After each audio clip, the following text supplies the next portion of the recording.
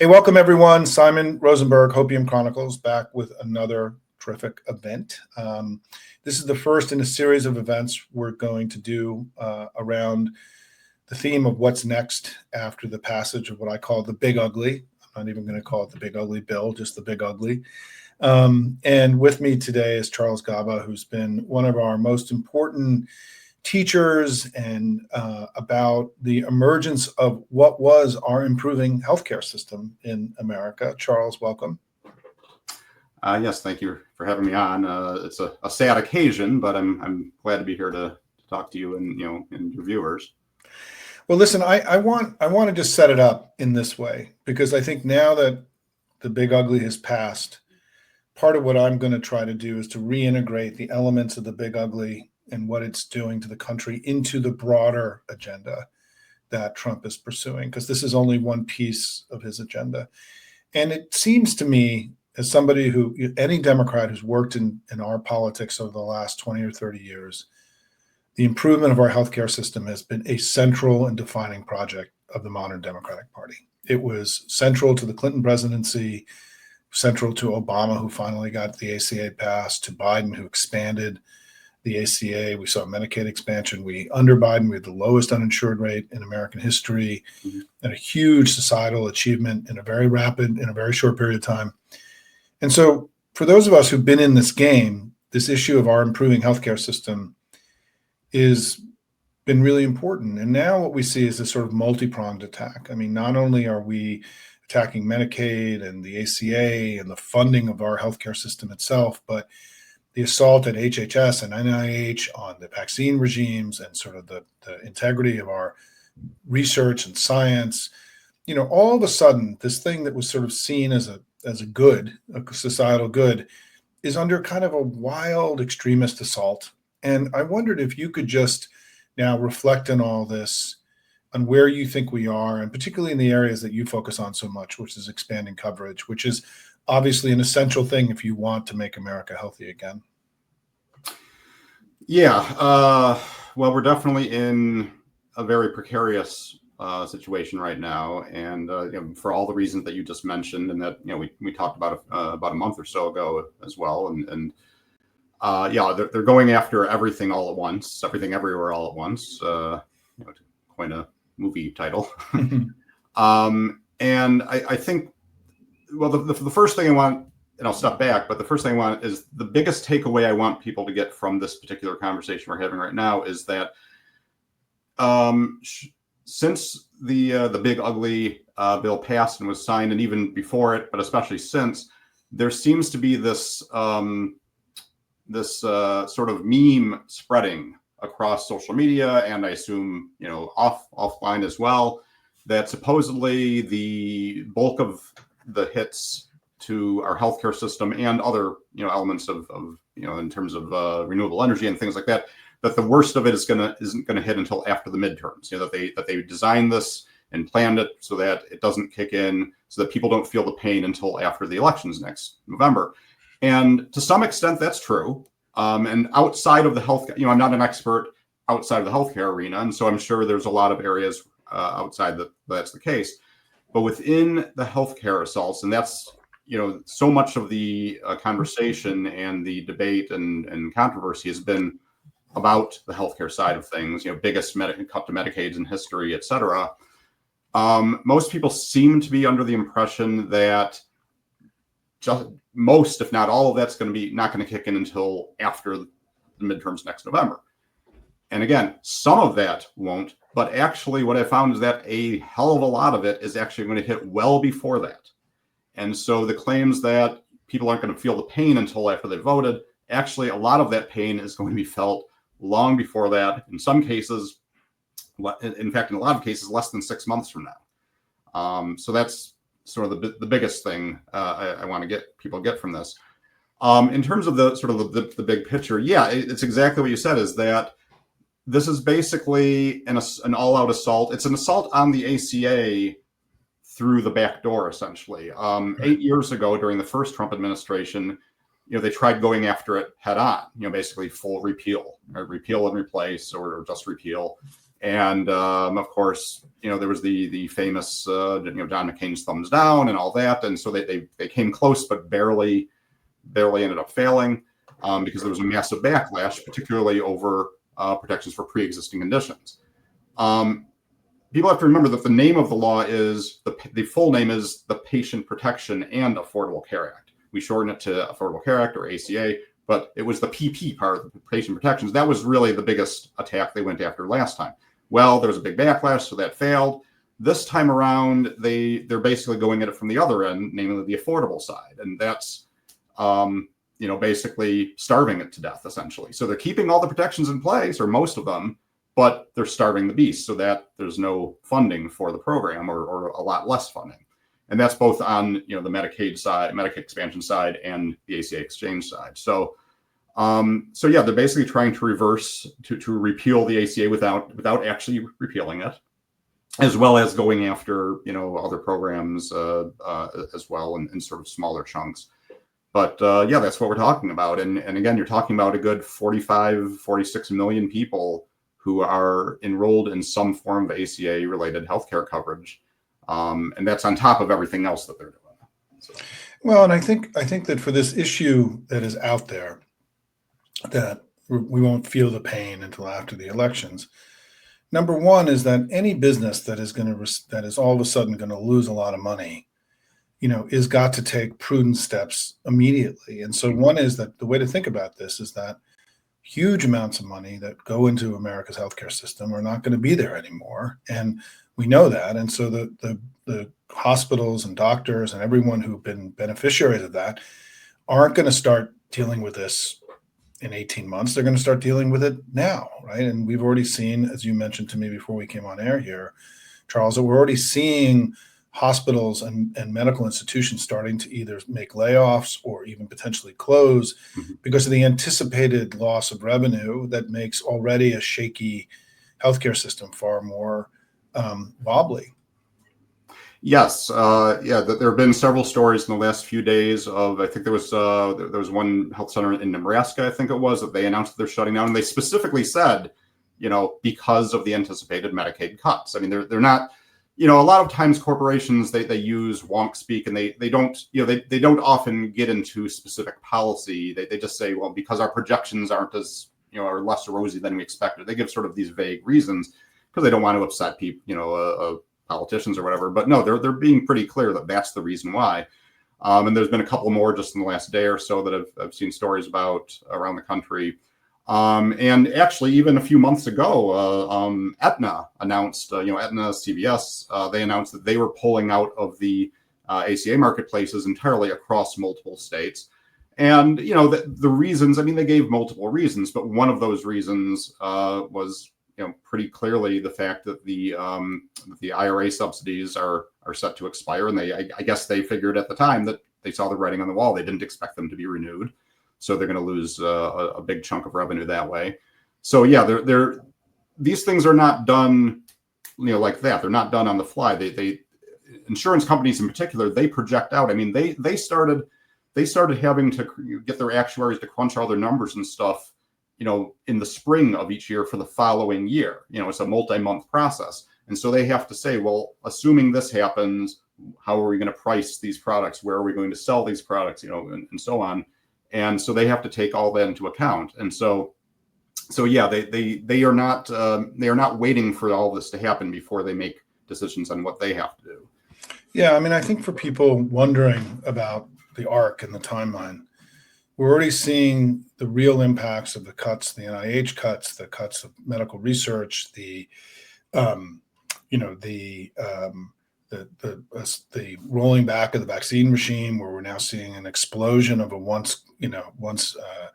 of measles, making measles great again, right? So there is already, I think, one plank of this is the sort of all the things that Robert Kennedy is doing to sort of make our healthcare system and our health worse.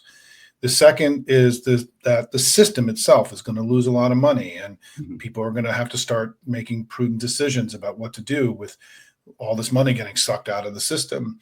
But the third thing is something that you've talked about when you were on last week or last month, that was, I think, very eye-opening for a lot of people that they may not understand about what's going to happen to the ACA itself, right? I mean, here we have this huge expansion of access to health insurance, healthcare in America, huge positive societal achievement. But the additional subsidies for the ACA that made it so affordable for so many people are expiring at the end of this year, Yes. right? Not in 2026. And this is going to materially impact tens of millions of people. Can you walk us through a little bit about that so people understand about what's coming just in the very near term? And for the people who wanted to have that assurance that we've had in recent years, that if you lost your job or you wanted to start a new job, if you wanted to do remote work, if you wanted to become a consultant, that you would be able to buy affordable health insurance for you and your family. That is no longer going to be something that is a given in our country within a few months. And if you could talk a little bit about that. Sure. So the ACA for the individual market exchanges, that's healthcare.gov in most states, and there's about I believe 20 states that have their own exchange, their own websites with different branding. In California, it's called Covered California, and so on. But basically, it's private individual market health insurance, but it's subsidized for most for most enrollees. And there's a sliding scale. It gets wonky and complicated, but there's a sliding income scale subsidy formula that was always included with the ACA since it was passed and signed into law back in 2010. The problem is that it was never that formula was never generous enough. It was sort of a half-baked half-strength subsidy program in terms of how generous it was at various levels. And making it worse, it also cut off entirely once you hit a certain income threshold, which was basically 400% of the poverty line, 4 times poverty, which is basically middle class folks and up. So they get cut off completely from any financial help. And that was the best they were able to get through at the time. And that was where a lot of the complaints you heard about the ACA in the early days, the first few years of open enrollment, were because the subsidies were there, but they weren't generous enough for enough people. And in 2021, under the Biden administration, Democrats in Congress and then President Biden, first through the American Rescue Plan Act, and then extended through the Inflation Reduction Act, they basically beefed up those subsidies, that subsidy formula, to what I would say is basically where it should have been in the first place. They made it pretty much as generous as I would expect it to be, originally. And for the past 5 years, or 4 years plus this year, that's where it's been at. And that has been a big part of what's led to this explosion in enrollment. It basically doubled from like less than 12 million to over 24 million Americans are now enrolled in ACA exchange plans. And the vast majority of them, I believe it's well over 90%, do receive at least some financial assistance to help pay for the premiums. And about half of them also receive assistance to help cut down on like out-of-pocket expenses, deductibles, co-pays, that sort of thing. And the problem is that those upgraded subsidies, improved subsidies, are scheduled to expire on December 31st of this year. And Congress, they've known about this, they've known this was coming, and Democrats have been trying to get it extended and hopefully be made permanent for several years now. But of course, Republicans in Congress, they have no intention of letting that happen. And there was even during the, I believe it's called the Vote-A-Rama, on the Senate side, where they go through hundreds of amendments. I believe Senator Ossoff added an amendment introduced an amendment to make those subsidies permanent. And of course, those are shot down by the Republicans. So this is not a case of them not knowing or anything. They knew about it, and they've chosen to let them expire. And the problem with that is that when that happens, now the subsidies aren't going to disappear entirely for everybody, but they're going to revert back to the original formula, which was never generous enough in the first place. And it's gotten worse now because, of course, you've got 6 years. You've got 6 years of inflation, right?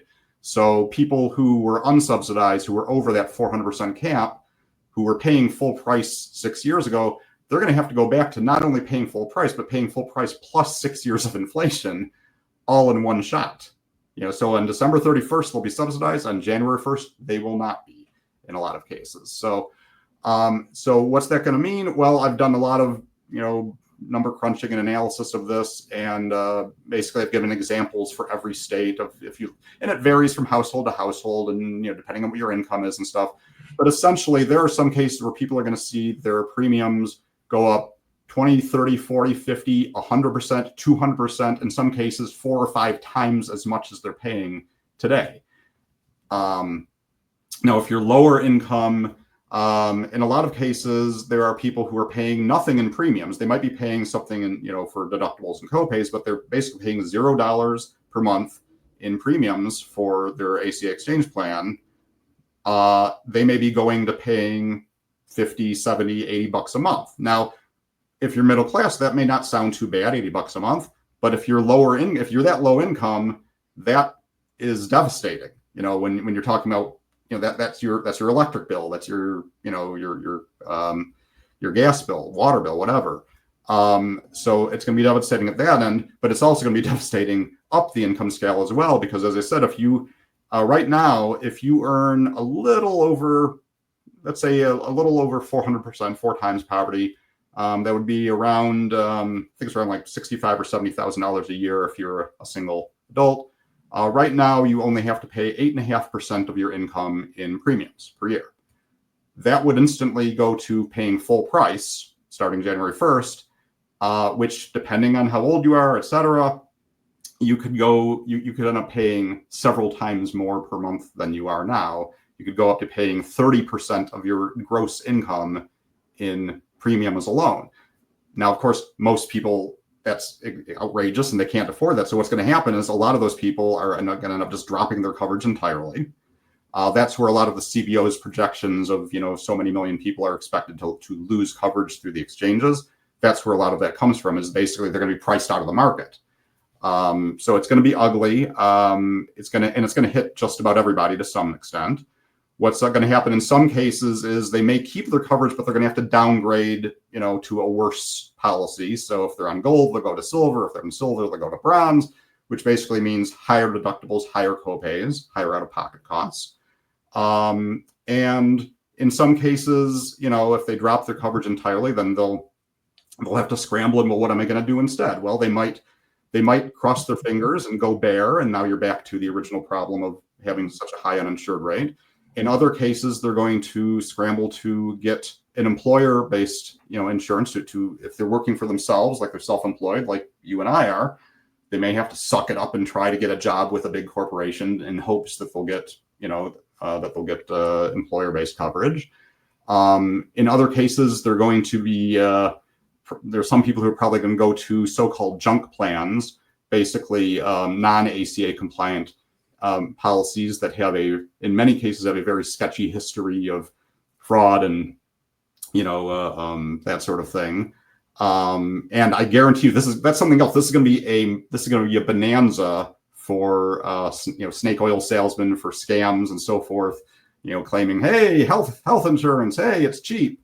But in most of those cases, these are plans that have very skimpy coverage or go back to the pre-ACA rules where they do not have pre-existing condition, or where they're not required to cover people with pre-existing conditions. So you're right, in a lot of cases, you're right back to where you were before the ACA, which of course is kind of the point. Right. Well, and what's been amazing to me in the dialogue in the last few weeks has been to hear Republicans say that, and we're going to have to figure out, you and I were discussing this earlier, about these numbers they're coming up with the able-bodied adults who are not working, which is this kind of invented thing that they have, is that, it seems like their solution to all this is that people have to go get a job and they'll get health insurance. And the whole reason the ACA was created in the first place, and that we started working on universal health care back in the 1990s, it was huge numbers of jobs don't have health insurance. And including, my very first job that I ever had outside of college was the company eliminated our health insurance in the first, 18 months that I was there. And, this was a long time ago. And the idea that their solution to all the people now being newly uninsured is they just have to go work is so absurd and insulting and so delusional. And living in this fantasy world, and it puts them in a place of oligarchy against workers, right? I mean, this sort of betrayal of workers that are here, that the notion that no, you shouldn't be able to pursue your own dreams and start your own company and take risks. Because part of what people don't understand is the ACA was an incredible accelerant of entrepreneurship. I mean, during the Biden era, we had more new businesses formed every year than in any presidential term in the history of the country. And I was always convinced that some of this had to do with the fact that people could start a new thing, become a consultant, start a mom and pop kind of business, and they had access to health insurance. And so they had the freedom to leave jobs that they didn't want to be in anymore. And part of what happened is the ACA gave workers more leverage over employers, right? And now the employers, the oligarchs, the business owners are removing that freedom and moving that leverage and giving themselves more leverage. And they're being open about it. I mean, what's so interesting, right, is that it's like naked. Like, no, you now need to go work at one of our companies if you want health insurance. And the idea that you were able to get it on your own, like, well, that wasn't good for us. It gave us less leverage. And the language around this is so nakedly anti-worker that it's a little bit shocking, actually, in listening to them, particularly just in the last few days. Yeah, there was. I mean, just this morning, and I didn't catch who it was. There was was it Carolyn Leavitt? I think, is that right? It was a White House spokesperson or someone at the White House who was talking about made some comment about about agriculture, about farm workers and stuff, and how something about, well, we're going to automate all the jobs. But basically, the argument was it's okay if we deport all of the migrant farm workers because we're going to replace them all with robots, apparently, and the 34 million. I don't know where the hell she got that number, but it's an insane number. The supposedly 34 million people who are supposedly just sitting around, soaking up that sweet free healthcare or whatever, through Medicaid. Aside from the fact that the number is nonsense, there's only 20 million people enrolled in ACA Medicaid expansion, which I assume is who we're talking about. And most of them are working anyway, by the way, already. I think there's only like 8%, according to KFF, there's only like 8% of expansion enrollees who are not either working full-time or part-time, enrolled in school, caretakers for someone else, et cetera, et cetera. There's only a very small number who don't fit into that description. But even if that was the case, yeah, that's basically that's essentially what it amounts to. Is it's I believe it used to be called the company town, wasn't that what it used to be called? Where literally, the company store, where literally everything is controlled by the corporation. The exchange enrollment is primarily, there's basically two groups of people who comprise the vast bulk of enrollees.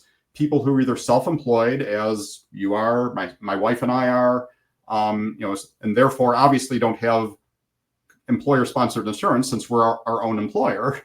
And then the other, I think it's around 50-50. The other half, roughly, is people who work for small businesses, who do work for small companies, but where the small business does not provide, health insurance coverage.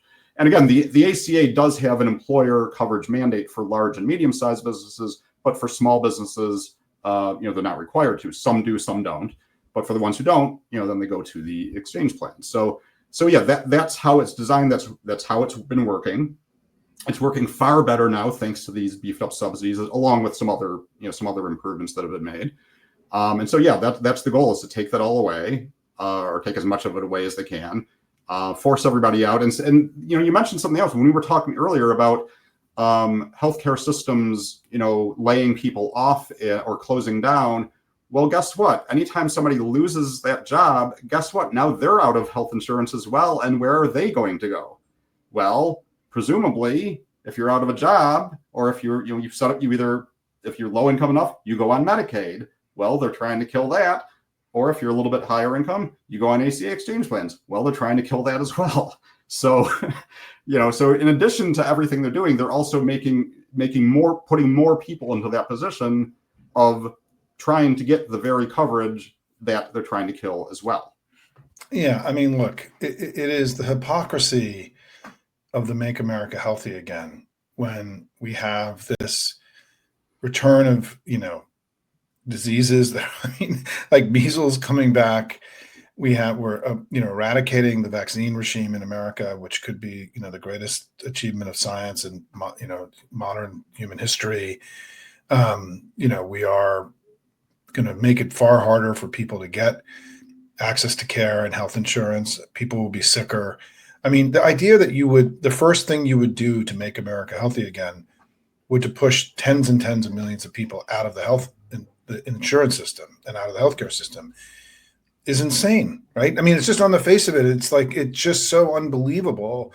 There is no way, what's amazing to me is that we came out of the pandemic, and I do blame the Biden administration a little bit on this, that we didn't defend public health adequately. We defended the expansion of health insurance, but we didn't talk about the necessity of us all being in this together. That in some ways the anti-vax people in the pandemic, the skeptics, in some ways it came out of this experience with COVID stronger than they should have been, given that the obvious experience of COVID was that in a pandemic setting that we are all in this together, and that the more people that are in the system, the better we all are. And this is so obviously and manifestly true that it's a tragedy to me that we didn't litigate this more aggressively in the election. And in fact, Kamala Harris had no message about COVID or the disruption that happened during COVID. Trump did, and it was a ridiculous message, and it was a wrong message, but it was a message about addressing the collective trauma that COVID represented. And I think there's an incredible tragedy for the country that out of this collective trauma that should have reinforced the notion and idea of public health and that we're all in this together, the exact opposite happened. And now that we're going to be given, the worst healthcare system in the developed world, we're relaxing the vaccine regimes. We're going to have incredible battles in schools. I think this coming fall and winter over what happens when kids start getting measles and other things in these schools. We're moving away from, this is a barbaric assault on the country. And it's just, there's something so deeply tragic about all this. Yeah. And I mean, you could even, and I know that this just happened a couple of days ago, and it's still in the middle of trying to rescue people and such. But, even look at this, like flooding in Texas and such. I think that's another perfect example of, you defund, or cripple the National Weather Service and all the and FEMA and so forth. And then, there's a tragedy that happens and people die and people are stranded and so forth. And again, same thing. You would think that would get it through people's heads that we are all in this together, that we have a collective. There's a need for us as a collective to help each other out in times of need and so forth. And it seems to be, at least so far, the exact opposite message seems to be being spread is that so basically you're on your own, which is not an acceptable. That's not how we work. And yeah, there is definitely a philosophical divide between we're all in this together and you're on your own. That seems to be, the chasm between those two points of view seems to be increasing rather than decreasing. I don't get it. Yeah, look, there's no question that their philosophy is some version of let them eat cake, or as I describe it, more for me and less for you. And, we had an interview recently here, Charles, at Hopium with Colette Delawala, who works for Stand Up for Science. And we ended up discussing what Robert Kennedy was doing. And where we ended up was, that this is a form of modern eugenics, and that they really are comfortable with lots of people dying who they see as being unworthy, right? And that it is okay, societally it's acceptable, that the very first thing that Elon did was to cut USAID, which would now the estimates are that 15 million people are going to die because of those cuts, and that this was 5 million children, that this is something that was acceptable and reasonable for our government to initiate policies that would create mass death of the poorest people in the world. once you do that, then getting into what we're describing here, which is letting diseases rip through populations, right? Letting people, because part of Medicaid is people who are also in nursing homes and people who can't, treat them, who can't fend for themselves, people who will never be able to work for whatever reason. Those people are now going to be living far more precarious lives because of the last support. And there's a line between what you were saying, which is you're on your own, to sort of affirmative eugenics and eugenicism. And I think that we have to sort of reconcile that, we are now facing a regime that is comfortable with taking steps that would allow millions and millions of people to die. And that they've already crossed that moral line. And so to me, it remains the most stunning part of what we're up against in this Trump era.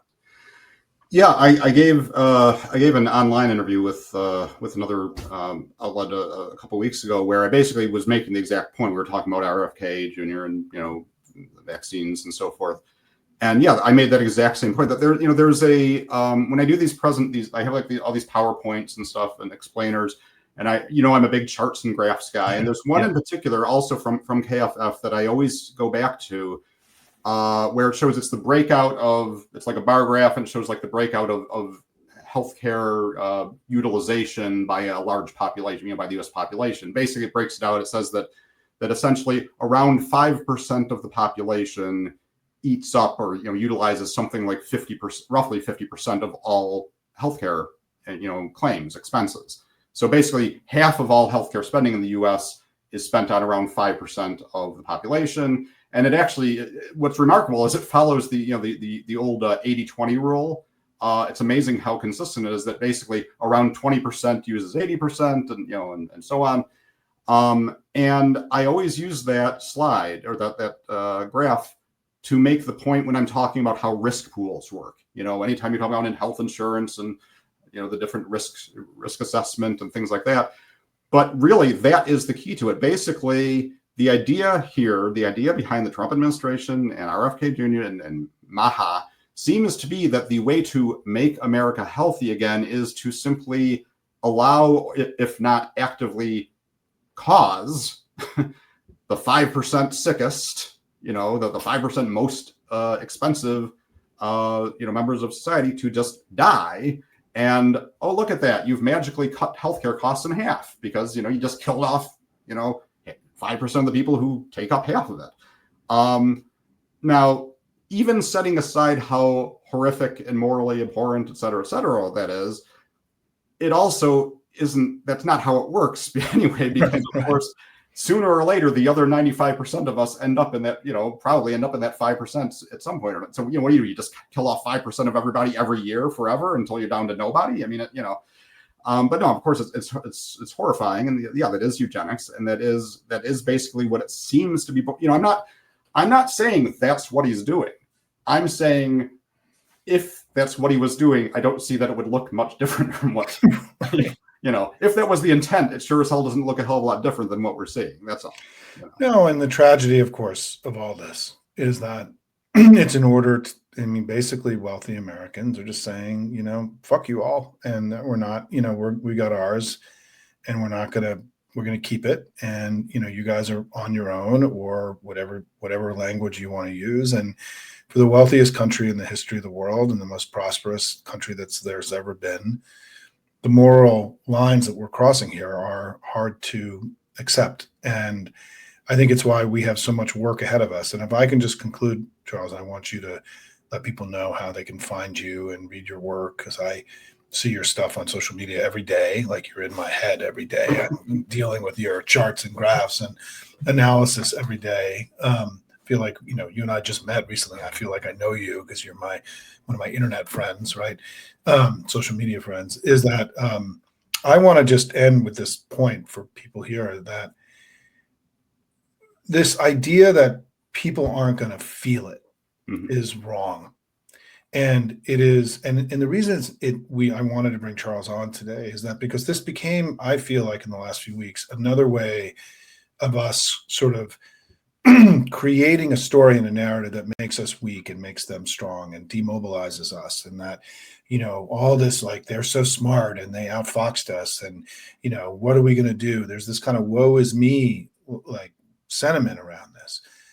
But if you take a step back in the way that we discussed this today, the return of measles, you have to look at it as the assault on the healthcare system in totality, Mhm. of which the cuts in Medicaid are only a piece.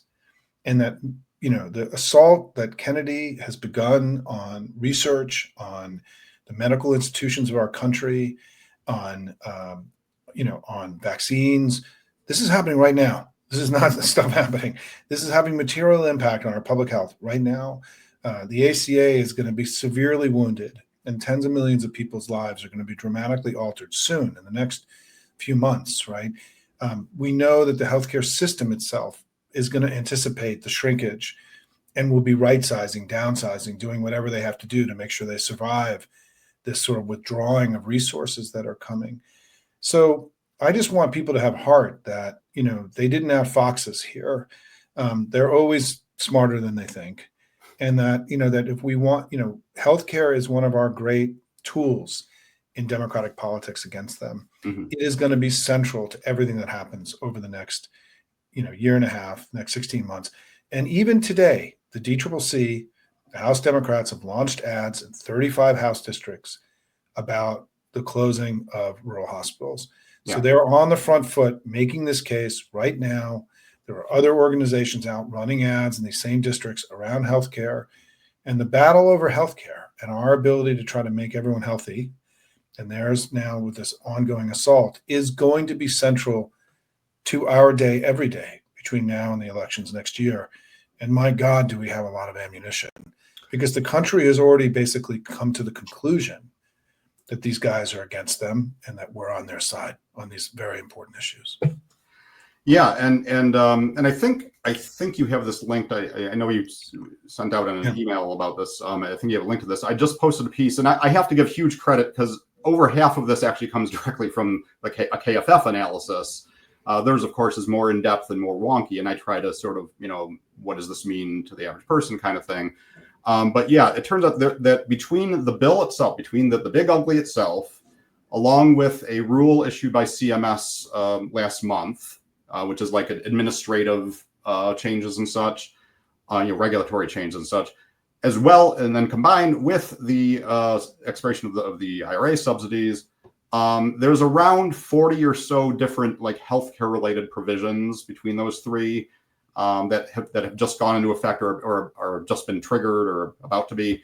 Of those 40 or so, over half of those are going to hit well before the midterms. I mean, some of them are going to be like next October, but that's still, they'll be right in the thick of of midterm election season.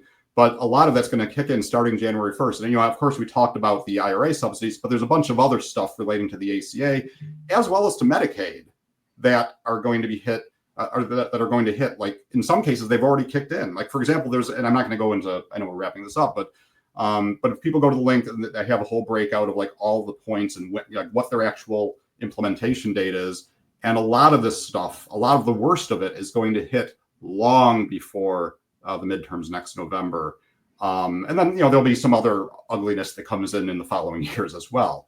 But this is not something where we have a year and a half or whatever before it starts hitting. It's hitting now and absolutely within the next, basically less than 6 months from today, a lot of it's going to hit. Charles, how can people find you day to day? The website is acasignups.net. That's my blog. And on social media, I'm mostly on Blue Sky these days, and it's just at charlesgaba.com is my handle there.